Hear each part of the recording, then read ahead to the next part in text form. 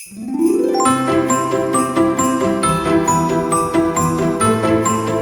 کریم صلی اللہ علیہ وآلہ وسلم جب بھی صحابہ کرام میں سے کسی کی توند نکلی دیکھتے تو آپ صلی اللہ علیہ وآلہ وسلم سخت ناپسندیدگی کا اظہار کرتے تھے۔ حضرت عمر بن خطاب رضی اللہ تعالیٰ عنہ کے سامنے سے ایک دفعہ ایک شخص گزرتا ہے اور اس کا پیٹ نکلا ہوا ہوتا ہے۔ آپ اس شخص کو روکتے ہیں اور اس کے پیٹ کی طرف اشارہ کرتے ہوئے اس سے پوچھتے ہیں کہ یہ کیا ہے، جس کے جواب میں وہ آدمی اپنے پیٹ پر ہاتھ پھیرتے ہوئے کہتا ہے کہ یہ اللہ کا فضل ہے۔ حضرت عمر بن خطاب رضی اللہ تعالیٰ عنہ ارشاد فرماتے ہیں کہ یہ اللہ کا فضل نہیں بلکہ اللہ کا عذاب ہے، تم اسے فوراً کم کرو۔ یہ آج کی ویڈیو میں آپ کو بتائیں گے وزن کم کرنے کا اسلامی طریقہ کیا ہے، جو کہ ہمارے پیارے نبی صلی اللہ علیہ وآلہ وسلم نے ہمیں بتایا ہے۔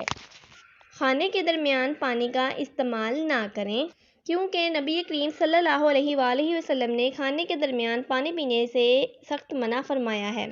یا تو آپ کھانا کھانے سے پہلے پانی کا استعمال کریں یا پھر کھانا کھانے کے 1 سے 1.5 گھنٹے کے بعد پانی استعمال کریں۔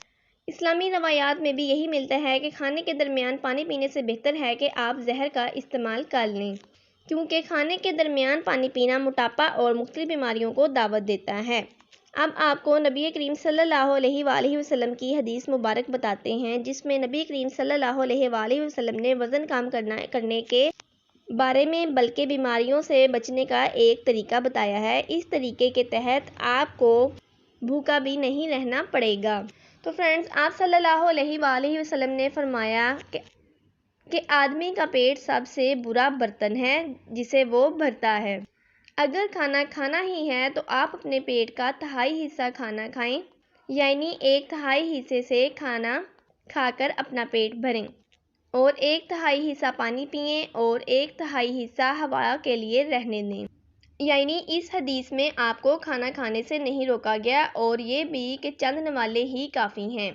پھر بھی اگر آپ زیادہ کھانا چاہیں تو آپ کھا سکتے ہیں، لیکن 1/3 حصہ کھائیں، یعنی آپ اپنی بھوک سے کم کھائیں، جس سے بھوک بھی مٹ جائے گی اور آپ کا میٹابولزم بھی بوسٹ ہوگا، کیونکہ کھانا کھانے کے ساتھ ساتھ ہضم ہوتا رہتا ہے اور پیٹ میں چربی بھی نہیں رہتی۔ رسول اللہ صلی اللہ علیہ وآلہ وسلم نے اپنی زندگی میں نبی صلی اللہ علیہ وآلہ وسلم اپنی زندگی میں 8 کام کیا کرتے تھے، جس کے بارے میں آج ہم آپ کو بتائیں گے۔ اگر ان 8 کاموں میں سے آپ 2 یا 3 بھی اپنی زندگی کا معمول بنا لیں تو آپ کبھی بھی موٹاپے کا شکار نہیں ہوں گے، نہ ہی بیماری آئے گی اور نہ ہی کوئی تنگی آئے گی۔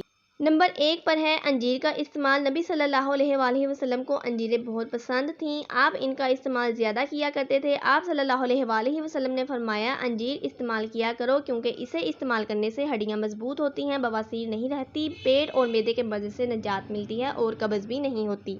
نمبر 2 پر ہے نبیذ کا استعمال۔ نبی صلی اللہ علیہ وآلہ وسلم نبیذ کو بہت پسند فرماتے تھے۔ نبیذ کو تیار کرنے کے لیے رات کو کھجوریں یا پھر کشمش کو بھگو کر رکھ دیا جاتا تھا اور صبح اٹھ کر پانی میں مسل لیا جاتا تھا اور نبیذ تیار ہو جاتا تھا۔ اسے استعمال کرنے سے جسم میں طاقت آتی ہے اور میٹابولزم بوسٹ ہوتا ہے۔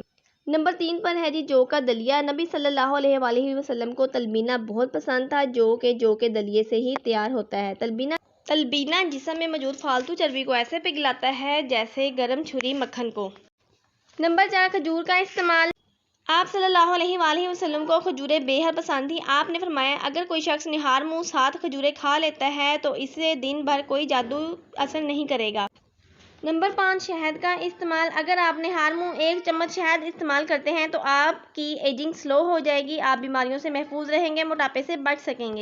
نمبر 6، زیتون کا استعمال۔ نبی صلی اللہ علیہ وآلہ وسلم کا ارشاد مبارک ہے، زیتون کا تیل کھاؤ بھی اور اسے جسم پر بھی لگاؤ، یہ جلدی بوڑھا ہونے نہیں دیتا، جس سے سکن اور بالوں کے مسائل بھی حل ہو جاتے ہیں۔